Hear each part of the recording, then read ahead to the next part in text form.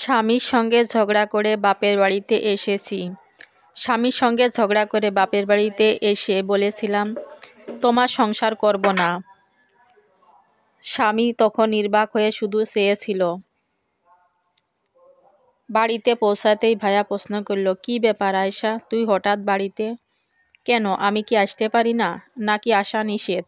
না, তা বলিনি, তুই তো সাধারণত আসার আগে জানিয়ে আসিস। তাই বলিসনি, তাই জিজ্ঞেস করলাম। ও আচ্ছা, আমি একটু বিশ্রাম নিচ্ছি। ভাইয়া তখন বলল, ঠিক আছে, তুই বিশ্রাম কর, আমি বাজার থেকে কিছু নিয়ে আসি। এমন মুহূর্তে ভাবি বলে উঠল, বাহ, দারুণ দেখি, উতলে পড়ছে বোনের জন্য। আমার মা বাবা এলে বাজারে যাওয়ার নামগন্ধ থাকে না, আর বোন বাড়িতে আসতেই বাজারে চলে যাচ্ছ বলছি পকেটে টাকা আছে তো, নাকি বাচ্চার স্কুলের টাকা নিয়ে যাচ্ছ? ভাবির এমন কথায় ভাইয়া বলল, আরে এমন করে বলছো কেন, বুঝলাম না। তোমাকে বাজারে যেতে হবে না, বাসায় যা আছে আয়শা সেটাই খাবে। ওই টাকাটা নষ্ট করো না। ভাবির মুখে এসব কথা শুনে আমি কিছু বলবো কি ভেবে পাচ্ছিলাম না। পৃথিবীতে এই ভাইটি ছাড়া আমার আর কেউ নেই। ভাইয়া থাক, বাজারে যেও না, যা আছে বাসায় তাই খাবো। ভাই মুখটা ছোট করে ঘরে চলে গেল। মনে মনে ভাবি, চাই না আমি এখানে থাকি।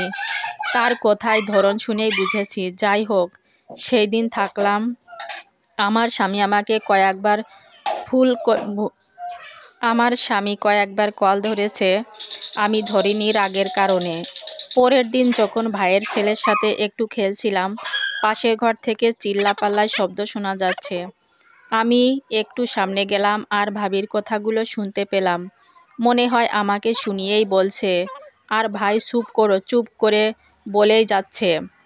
ভাই আসলে এটা চায়, আমার বোনের আমি ছাড়া তো কেউ নাই দুনিয়ায়, জন্য আসতে একটু ভালো ব্যবহার করতে তো পারো। ভাবি বলছে, তোমার বোন কয়েকদিনের জন্য আসছে ঠিক আছে, কোনো তুমি কয় টাকা বেতন পাও, সব যদি শেষ হয়ে যায় তাহলে কি করে চলবে? কথাগুলো শুনে চোখের পানি ধরে রাখতে পারছি না। ভাইকে ডাক দিয়ে বললাম, আমি চলে যাচ্ছি। ভাই বলল, মানে এখনই যাবি? হ্যাঁ ভাইয়া, এখনই যেতে হবে। আচ্ছা ভাবি, ভালো থাকবেন। সময় পেলে আমার বাড়িতে আসবেন ঘুরতে। আচ্ছা। এরপর আর একটি কথা না বলে সোজা স্বামীর বাড়িতে চলে এলাম। স্বামী আমাকে দেখে মিটমিট করে হাসছে। হাসার কিছু নেই, ভালোবাসি বলেই ফিরে এসেছি। হ্যাঁ জানি, সনদ, তুমি রান্না বসাও, আমি বাজার থেকে কেনাকাটা করে আসছি। আসলেই বিয়ের পরে যদি সুখের কোনো স্থান থাকে সেটা স্বামীর বাড়ি। স্বামীর বাড়ি থেকে ঝগড়া করে একবার নিজের বাবার বাড়িতে যান, বাস্তবতা বুঝবেন, কে আপন আর কে পর তা স্পষ্ট হয়ে যাবে। স্বামী ভালো না খারাপ হোক, কোনো দিন শেষে আপনাকেই কাছেই ফিরে আসবে। হ্যাঁ, এটাই বাস্তব। তো শুভ সকাল বন্ধুরা, আশা করি তোমরা সবাই অনেক বেশি ভালো আছো, সুস্থ আছো। আর এই যে তোমাদের সাথে কথা বলতে বলতে কত কাজ করে ফেললাম সকালের। তো এখন সকালে ব্লগ করতে পারিনি, আজকে হচ্ছে দুপুর থেকে ব্লগ করেছিলাম।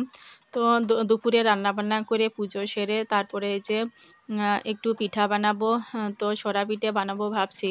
তো সরা পিঠাটা বানানোর জন্য আমি এরকমভাবে ভালো করে মাখিয়ে 4 ঘন্টা মতো রেখে দিই। তো আমি আগে একদমই পারতাম না, আমার পিঠা হতোই না। এই পিঠাটা বাড়ির সবাই খেতে অনেক বেশি ভালোবাসে, কিন্তু আমি একদমই এই পিঠাটা করতে পারতাম না। তারপর হচ্ছে ভিডিও দেখে শিখলাম।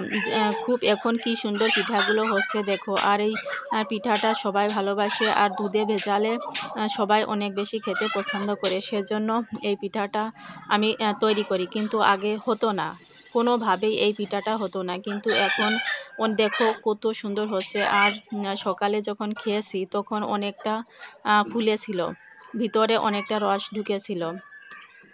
তো এই পিঠাটা বানানোর রহস্য হচ্ছে, এই ছাঁচের পিঠাটার নিচে একটু কাদা লেপে নিয়েছি।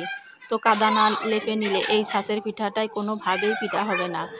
আর মানে চালের গুঁড়োটা 4-5 ঘন্টা উষ্ণ গরম জলে মেখে রাখতে হবে। মেখে রাখার পরে তারপরে আবার 10 মিনিট মতো মেখে নিতে হবে। মেখে নেওয়ার পরে তারপরে যে গরম জল দিয়ে ভালো করে আবার মেখতে হবে। তো এই ধরো 15 মিনিট মতো আমি মেখে নিয়েছিলাম। তো তারপরে দেখো কত সুন্দর এপিঠ ওপিঠ দুই সাইডে অনেক সুন্দর পিঠা হচ্ছে। তো আমার মাকে আমি বলছিলাম, দেখ তোর মতো আমি পিঠা বানানো শিখে গেছি। তো এই পিঠাটা আমার মা ভালো বানাতে পারে, যেহেতু মাটির চুলোয় বানায় আমার মা। তারপরে হচ্ছে গিয়ে মানে গ্রামে ভালো হয় এই পিঠাটা, কিন্তু আমি বানাতে পারতাম না, তাই মাকে বলছিলাম। তো মা বলল যে হ্যাঁ অনেক সুন্দর হচ্ছে।